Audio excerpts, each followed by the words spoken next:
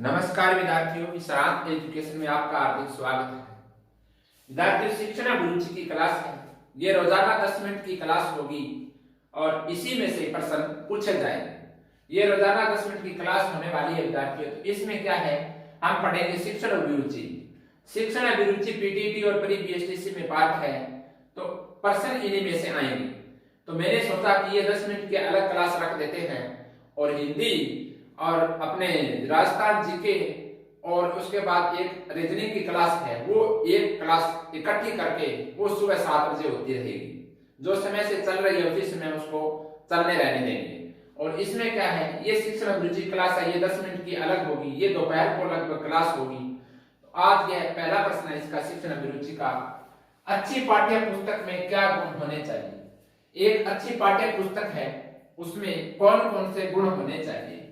पाठ्यक्रम पर आधारित होनी चाहिए, या विषय वस्तु का आयोजन उसमें सही प्रकार से हो, या अध्यापक को पढ़ाने के तरीके से अवगत कराए, या देख रेख में आकर्षक लगती हो।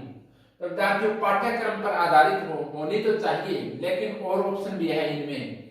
विषय वस्तु का आयोजन ठीक प्रकार से हो। एक पाठ्य पुस्तक है, उसमें क्या है, विषय वस्तु यानी उसमें लेसन होते हैं, उसका आयोजन सही प्रकार से होता है, यानी विद्यार्थियों के जो पढ़ने के अनुसार होता है, वो ही एक अच्छी पाठ्य पुस्तक मानी जाती है। तो हमारा आंसर है विषय वस्तु का आयोजन सही प्रकार से होना चाहिए, यानी विषय वस्तु का आयोजन सही प्रकार का होना चाहिए। इसके बाद ये प्रश्न है, ये आंसर सही बैठता है। तो पहला प्रश्न ये है, तो यही हमारा आंसर होगा। अध्यापकों को पढ़ाने के तरीके ये नहीं तथा पढ़ाने के लिए ट्रेनिंग होती है विद्यार्थी शिक्षकों की, तो ये नहीं देखने में आकर्षक लगे। देखने में आकर्षक का कोई मतलब नहीं होता पाठ्य पुस्तक में, यानी उसके अंदर विषय वस्तु है उसको देखा जाता है, तो ये भी नहीं है। तो हमारा आंसर है 2 नंबर, विषय वस्तु का आयोजन सही प्रकार से होना चाहिए। अगला प्रश्न है, सफल शिक्षक वह कहलाता है जो इच्छा अनुसार कक्षा में पढ़ाता है, यानी अपनी इच्छा अनुसार पढ़ाता है, वो सफल शिक्षक होता है? नहीं होता। कमजोरियों को नजरअंदाज करता है? ये भी नहीं। अंतर्निहित संभावनाओं का विकास करता है, कक्षा में मित्रवत व्यवहार करता है? कक्षा में मित्रवत व्यवहार करता है, वो सफल शिक्षक नहीं होता है। यानी उसके बाद यानी विद्यार्थियों के साथ मित्रता करने के बाद क्या है, विद्यार्थियों की पढ़ने में रुचि नहीं रहती है और शिक्षक का कहना भी मानने के लिए वो मजबूर हो जाता है शिक्षक, यानी शिक्षक कहेगा विद्यार्थियों को तो विद्यार्थी मानेंगे नहीं, तो ये भी नहीं होगा। यानी अंतर्निहित संभावनाओं का विकास करता है, ये क्या है, अंतर्निहित संभावनाओं का विकास करता है, ये हमारा सही आंसर है। तीसरा है, सामाजिक विकास का आधारभूत अभिकरण क्या है? यानी सामाजिक विकास है विद्यार्थी का, उसमें आधारभूत अभिकरण क्या है? प्रचार प्रसार के साधन है, या विद्यालय है, या माता पिता व अन्य पारिवारिक सदस्य है, या फिर समाज के लोग हैं? ये पूछ रहा है कि सामाजिक विकास का आधारभूत अभिकरण क्या है। यानी सामाजिक विकास का आधारभूत अभिकरण है कि माता पिता व अन्य पारिवारिक सदस्य, माता पिता व अन्य पारिवारिक सदस्य, ये सबसे ज्यादा स्टिक बैठता है हमारा आंसर। तो क्या है, माता पिता व अन्य पारिवारिक सदस्य हमारा आंसर है। अगला प्रश्न, बालक के सामाजिक विकास की तीव्र गति होती है, यानी कहां होती है? एकल परिवार में होती है, या फिर संयुक्त परिवार में होती है, या फिर इन दोनों में होती है, या किसी में भी नहीं होती? बालक के सामाजिक विकास की तीव्र गति होती है संयुक्त परिवार में। कहां होती है? संयुक्त परिवार हमारा आंसर है। यानी बालक के सामाजिक विकास की तीव्र गति होती है, संयुक्त परिवार होता है, उसमें बालक का सामाजिक विकास सर्वाधिक होता है। 5वां प्रश्न है, छात्र उस अध्यापक से संबंध रखना पसंद करते हैं, यानी छात्र है यानी विद्यार्थी कौन से अध्यापक से संबंध रखना सर्वाधिक पसंद करते हैं?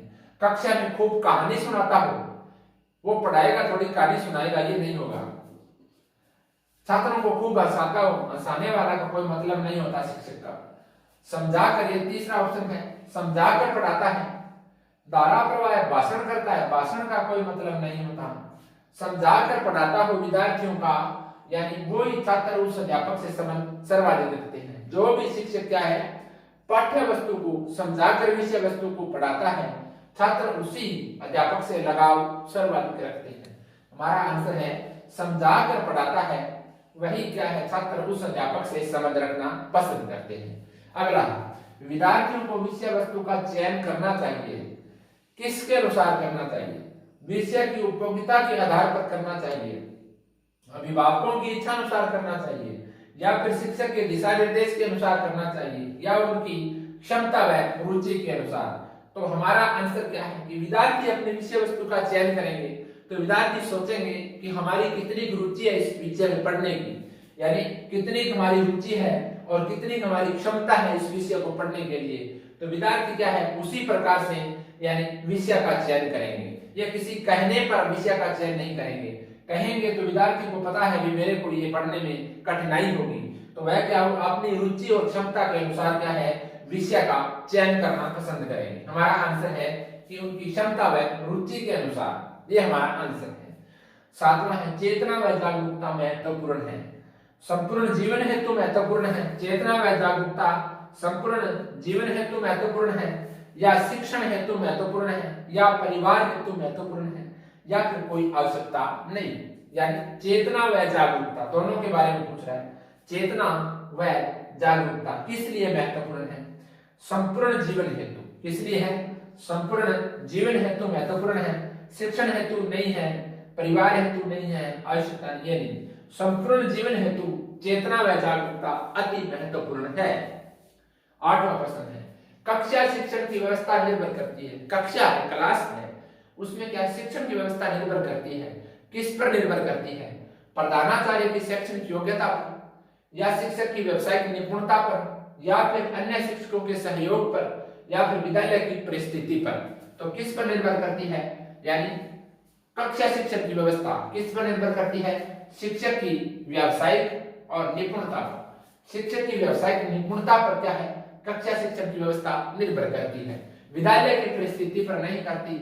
शिक्षकों के सहयोग पर ये इससे कम आंसर स्टिक है, प्रधानाचार्य योग्यता पर ये नहीं है। नवा प्रश्न है विद्यालय में शिक्षकों की सहभागिता की वृद्धि संभव है, यानी कठोर नियंत्रण द्वारा संभव है, या विद्यालय के उचित वातावरण द्वारा, या फिर शिक्षकों की वेतन व वृद्धि द्वारा, या फिर शिक्षकों के दायित्व बोध द्वारा। तो इसमें हमारा आंसर है शिक्षकों के दायित्व और बोध द्वारा। किसके द्वारा? शिक्षकों के दायित्व और बोध द्वारा विद्यालय में शिक्षकों की सहभागिता की वृद्धि संभव है। किसके द्वारा? शिक्षकों के दायित्व व बोध द्वारा। 10वां प्रश्न है विद्यालय कार्य के अतिरिक्त आप क्या करना चाहेंगे? यानी एक स्कूल में पढ़ाने जाते हो, पढ़ाने के बाद जैसे 2 बजे तक स्कूल का टाइम है, उसके बाद आप क्या करोगे? एक शिक्षक से पूछ रहे हैं तो क्या करोगे? छात्रों का कल्याण कार्य करेंगे, या व्यक्तिगत ट्यूशन लगाएंगे, या फिर राजनीति में भाग लेंगे, या फिर समाज का कार्य करेंगे। देखें कि विद्यालय कार्य के अतिरिक्त क्या करेंगे शिक्षक? शिक्षक का दायित्व ये है कि छात्रों का कल्याण कार्य करें, अगर उसको समय है तो छात्रों का कल्याण कार्य करना बहुत ही आवश्यक है। ये हमारा आंसर है। छात्रों की व्यक्तिगत ट्यूशन नहीं, ट्यूशन का कार्य बंद है। राजनीति का कार्य भी नहीं होता, ये भी गलत है। समाज का कार्य ये यानी इससे थोड़ा यानी कम स्ट्रिक्ट बैठता है आंसर, तो ये छात्रों का कल्याण कार्य, ये आंसर सही है। पहला प्रश्न था अच्छी पाठ्य पुस्तक में गुण होने चाहिए, विषय वस्तु का आयोजन सही प्रकार से हो। सफल शिक्षक वह कहलाता है जो अंतर्निहित संभावनाओं का विकास करता है। सामाजिक विकास का आधारभूत अभिकरण क्या है? कि माता पिता व अन्य पारिवारिक सदस्य है। बालक के सामाजिक विकास की तीव्र गति होती है संयुक्त परिवार में। छात्र उस अध्यापक से संबंध रखना पसंद करते हैं जो समझाकर पढ़ाता हो, विद्यार्थियों को विषय वस्तु का चयन करना चाहिए उनकी क्षमता व रुचि के अनुसार। चेतना व जागरूकता महत्वपूर्ण है संपूर्ण जीवन हेतु। कक्षा शिक्षण की व्यवस्था किस पर निर्भर करती है? शिक्षक की व्यावसायिक निपुणता पर, इन ऑप्शन में से, यानी शिक्षक की व्यावसायिक निपुणता पर। विद्यालय में शिक्षकों की सहभागिताओं की वृद्धि संभव है कि शिक्षकों के दायित्व व बोध द्वारा संभव है। विद्यालय कार्य के अतिरिक्त आप क्या करना चाहेंगे? छात्रों के कल्याण कार्य करना चाहेंगे, ये हमारा आंसर है। ये शिक्षण अभिरुचि क्लास है, 10 मिनट की क्लास होगी, रोजाना 10 मिनट की क्लास होगी विद्यार्थी। प्रश्न इन्हीं में से पूछे जाएंगे, इसी प्रकार से प्रश्न आएंगे जो हमारे को करने होंगे, इस प्रकार ऑप्शन होंगे, इनमें से हमारे को सही लगेगा वो आंसर देना है और प्रश्न छोड़ना नहीं है, एक भी प्रश्न छोड़ना नहीं है। तो विद्यार्थी अब बने रहे विश्रांत एजुकेशन चैनल पर। अब हम कल मिलेंगे शिक्षण अभिरुचि की क्लास में, यानी इससे पहले सुबह 7 बजे वाली क्लास है, उसमें मिलेंगे हम राजस्थान जी के रीजनिंग और हिंदी की क्लास करेंगे। विद्यार्थियों कल मिलेंगे, तब तक जय हिंद, राम राम।